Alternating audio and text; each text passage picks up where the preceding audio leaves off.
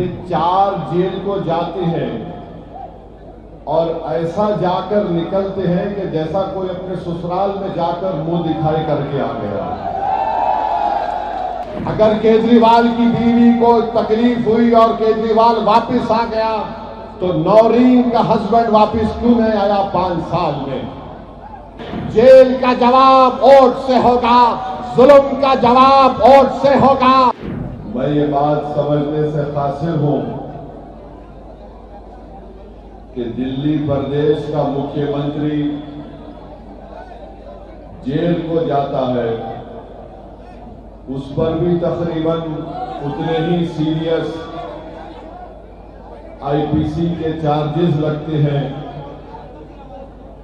PMLA भी लगता है। मगर आखिर क्या वजह है कि सिसोदिया पर भी शराब का इल्जाम, केजरीवाल पर भी शराब का इल्जाम, जैन पर इल्जाम, खुद ओखला के आम आदमी पार्टी के मौजूदा एमएलए जो अनकरीब रिटायर होने जा रहे हैं इंशाअल्लाह, उनको भी जेल में डाला गया। ये 4 जेल को जाते हैं और ऐसा जाकर निकलते हैं कि जैसा कोई अपने ससुराल में जाकर मुंह दिखाई करके आ गया। 6 महीने मुख्यमंत्री केजरीवाल जेल में रहे, 6 महीने के बाद उनको बेल मिल गई। सिसोदिया 12-15 महीने रहे, बेल मिल गई। जैन काफी लंबा अरसा रहे, जेल मिल गई। यहां के मौसूफ जेल को गए, वापिस आए, फिर गए, फिर वापिस आए। आखिर इनके पास ऐसी कौन सी जादू की छड़ी है जो शिफा के पास नहीं है? आखिर ये क्या वजह है कि इनको इंसाफ मिल जाता है, इनके घर वाले इनसे महरूम नहीं होते, इनके चाहने वाले इनसे महरूम नहीं होते?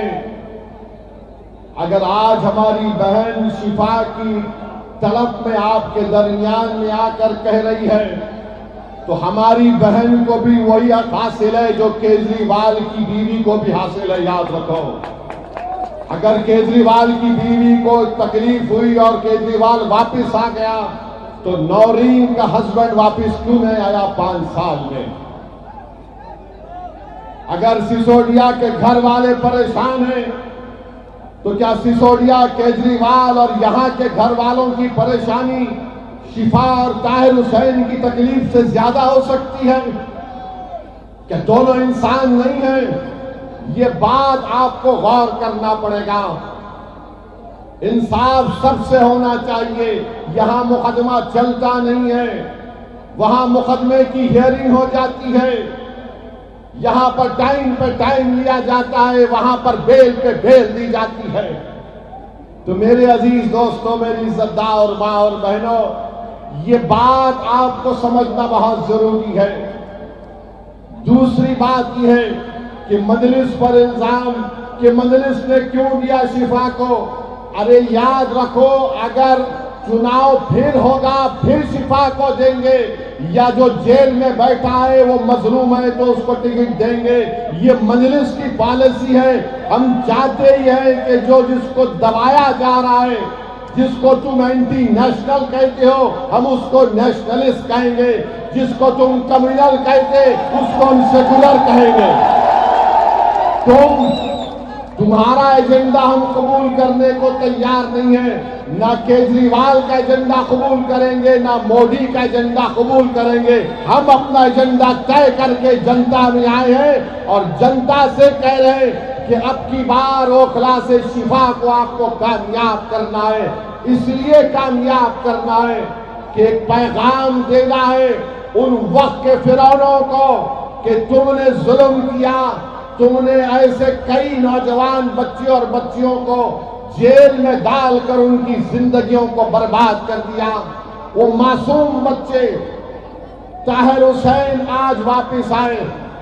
जब ताहिर हुसैन जेल को गए थे, उनका बेटा मुझसे कह रहा था कि सद साहब, मेरी उम्र 15 साल की थी, मैं 5 साल में एक मर्तबा भी अपने अब्बू का हाथ पकड़कर महसूस नहीं किया। आज 5 साल के बाद मेरे अब्बू सुप्रीम कोर्ट के ऑर्डर पर आए हैं, तो मैंने पूछा क्या किया तुमने पहली मर्तबा? तो कहा कि मैंने अपने अब्बू का हाथ पकड़कर उसको महसूस किया कि मेरे अब्बू हैं। ये हाल करके रख दिया गया है और तुम बोलते कि मंजलिस फिरका परस्ती करती है। अरे केजरीवाल, तुम्हारी जबान पर शिफा का नाम क्यों नहीं आता? तुम्हारी जबान पर ताहिर हुसैन का नाम क्यों नहीं आता? तुम्हारी जबान पर सैफी का नाम क्यों नहीं आता? अरे क्या जुल्म किया था इन्होंने? तुम्हारी तरह शराब का कारोबार या पॉलिसी का ऐलान तो नहीं किया था इन्होंने। एक जालिम हुकूमत के काले कानून के खिलाफ एहतजाज हुआ था। वो एहतजाज भारत की तारीख का एक तारीखी सुनहरा एहतजाज था। जिस एहतजाज को हमारी माँ और बहनों ने शुरू किया, उस एहतजाज ने सारे भारत के नौजवानों को, हमको एक हौसला दिया और सारे भारत में शुरू हो गया शाहीन बाग हम भी बनाएंगे, शाहीन बाग हम भी बनाएंगे।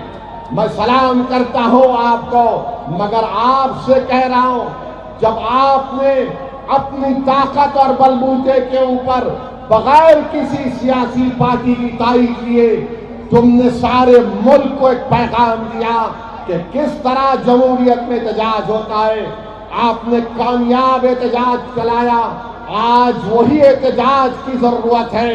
जेल का जवाब वोट से होगा, जुल्म का जवाब वोट से होगा।